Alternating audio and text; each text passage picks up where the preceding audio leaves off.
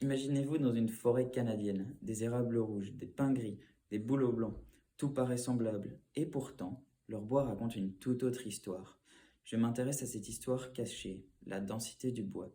La densité du bois, c'est un peu comme la carte d'identité d'un arbre. Elle détermine sa solidité, sa résistance à la sécheresse, sa durabilité et même sa capacité à stocker du carbone. La densité du bois varie énormément, au niveau interspécifique entre les espèces et au niveau intraspécifique au sein d'une même espèce selon les conditions environnementales et la plasticité phénotypique.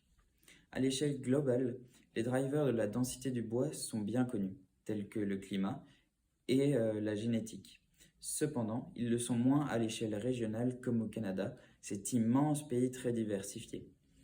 Connaître la variabilité intraspécifique d'une espèce pourrait renseigner sur leur potentiel d'adaptation face au changement climatique.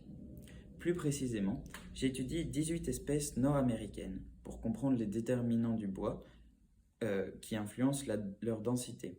Pour cela, je me suis rendu au Canada pour y récolter des carottes de bois telles que celles-ci et mesurer leur densité du bois par immersion et les densités mesurées par scan ont été faites ultérieurement. Via un jeu de données créé de plus de 1000 données de densité de bois, il a été déterminé que la densité du bois variait fortement entre les différentes espèces et que la variabilité intraspécifique allait de 4,8 à 11,3%.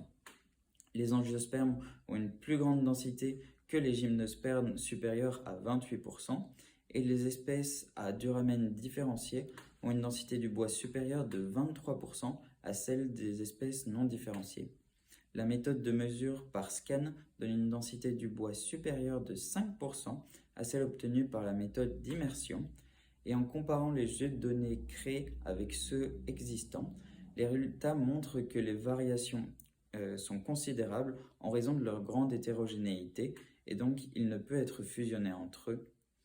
Le jeu de données créé est adapté et robuste pour permettre de calibrer des modèles de dynamique forestière et améliorer les prédictions sur l'évolution des forêts et sur l'efficacité des scénarios sylvicoles testés.